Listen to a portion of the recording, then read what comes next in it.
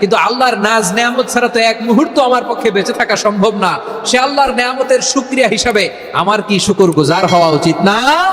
আফলা উহিব্বু আন Acuña আবদান Sakura, আমি কি শুকরগুজার বান্দা হব না? ও আমার ভাইয়েরা, বিশ্বনবী ঠিক এমন ভাবে আনুগত্যের নমুনা দেখাতেন।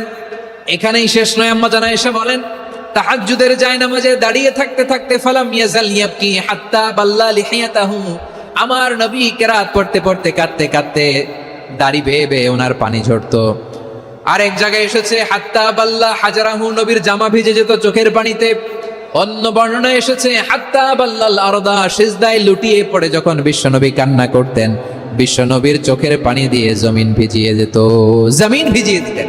কি আনুগত্য, কি আনুগত্য!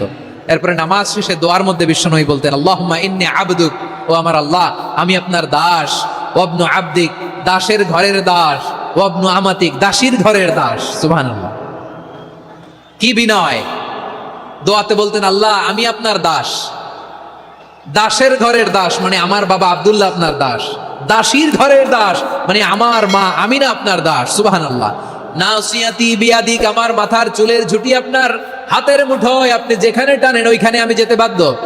আপনি আমার চুল ধরে ডানে টান দিলে আমি ডানে যাই, বায়ে টান দিলে আমি বায়ে যাই, আমার কোনো ক্ষমতা নাই, সব ক্ষমতা আপনার। দেখেন, যেই নবীর কোনো গুনাহ নাই উনি দোয়ার সময় বলতেন আল্লাহ আমি আপনার দাস, দাসের ঘরের দাস, দাসীর ঘরের দাস, আমার মাথার চুলের ঝুঁটি আপনার হাতের কবজার ভিতরে, এদিকে টান দিলে আমি এদিকে যেতে বাধ্য, ওদিকে টান দিলে ওদিকে যেতে বাধ্য। যেই নবীর কোনো গুনাহ নাই নামাজে দাঁড়িয়ে থাকতে থাকতে পা ফুলায় ফেলতেন, যেই নবী নিষ্পাপ কোনো গুনাহ নাই কাঁদতে কাঁদতে দাড়ি ভিজায় ফেলতেন, জামা ভিজায় ফেলতেন, সিজদায় পড়ে জমিন ভিজায় ফেলতেন। পড়েন সুবহানাল্লাহ। তাহলে আমাদেরকে কেমন অনুগত হওয়া উচিত? আমাদের তো গুনাহ নাই নাকি? বিশ্বনবীর যেমনি গুনাহ নাই আমাদের তো গুনাহ নাই না? গুনাহ টুনা আছে আপনাদের? হ্যাঁ, যে বিশৃঙ্খলা করতেছেন গুনাহ তো নাই আপনাদের? হ্যাঁ, গুনাহ আছে আমাদের? গুনাহ নাই কার? দেখি হাত তোলেন তো, যে হুজুর আমি কোনোদিন কোনো পাপ করি নাই, নিষ্পাপ, বেগুনা, মাসুম, জান্নাত থেকে পালায় আসছি। জান্নাত থেকে পালায় আসছেন এরকম কে আছেন দেখি তো?